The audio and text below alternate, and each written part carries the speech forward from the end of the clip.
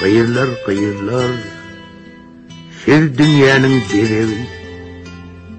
Bir dünyadan dünya olurmuş sessiz. Asmanın zeminin bar gözelliği, sizin aşınızda bir ağız sözsüz, dizine çöküyor, dur sessiz. Haçan başlanlıqa, sizin vasfınız, ol vasfın ümü yok, oturmaz idam, sizin yani tarif edilen neler, padşalara değil, Allah'ın özü. Dünya dörep, size aydılan vasfın, mündün bir bölüğün aysalar bize, yani erkeklere, onunla biz bir vap delrep, düğleşip çıkardık dedi. Size ağaçlarım, güllerim aşık, bağvanın özühe aşık hat veter. 60 tane maaşan kocadır gülü, yiğidinizden oğruyun eteder. Men gül olsam, şol bağvanın bağından kulağlar, bağvanım tayağın salar. Siz yolsanız gül, bağvanın bağından, gül gülür, bağvanım görmedik bulur. Siz şöyle varsanız, yanaklarınızı, sadaklar sadaktan kavanı boğuşar. Siz derya girseniz, ayaklarınızı balıktan kavanı boğuşar.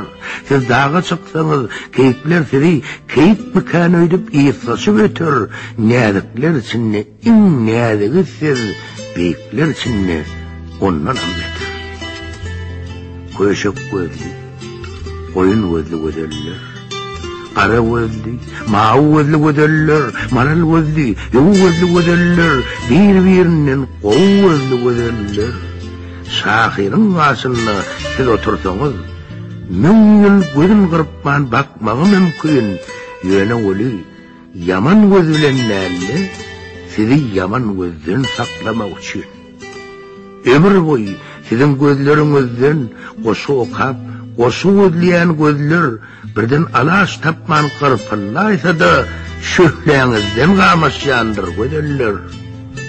Dine gözlerinizin şöhlesi değerli, egine verip küçüğe çıksanız, en mahal yer basın ayacıklarınız, şor basın, kır basın ayacıklarınız, çöp basın, çör basın ayacıklarınız, kamaştırıp var ya gözleri bugün, köşelerden ayak deryası akya, kol deryası şöhlesi ken yigitleri, kâteler büdürütye, kâtede yıkya.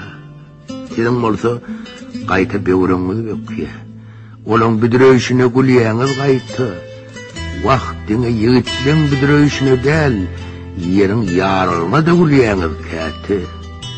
Karşımdan loğurdap siz yürüseniz, meni hem büdürüdüp yakmanız mümkün. Yani bir koşuyunu menden alın siz, her gede büdürüdüp yıkanız için. Ayacıklarınız, vah ayacıklarınız, deyip ömür boyu kaytalan Pushkin, Gürayda şunka ayacıkları yürüyte büdüremek için köçelere seyle çıkmağı mümkün. Köçeden loğurdap siz yürüseniz, benim gönlüme de olmağı mümkün. Sizin öğreniniz hem kâteler, birbirinize şeyle bir için, şeyle bir hıridar derip yazınız.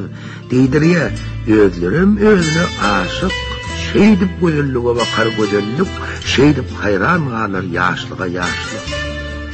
Sizin iyilinizden seyredip sonra, küçücük hovsunu duyarın kâte, gözelliği, koy sinnesin gözellik, emma korusunum diyarın kâte. Vepadar müştok mu? Bir vepa müştok. Sizin aşıklarınız köp bolya ören. Oransız güzelliğinizi. Her türlü müştokluğun köptüğüne var. Müştokluğun ödünün köptüğü hali, onların gepi de köp bolya ören. Oransız güzelliğinizi. Kâte gepin yönü geptüğüne var. Uruş mu? Yaral mı? Adat mı? Din mi? Güzellik yağsam köp bolya ören, güzelliği payda edip götürün. Yeniz güdüklüğün köptüğüne uğra. Şahir, ehli güzelliğin doğan. Şahir, ehli güdüklüğü yanıdır.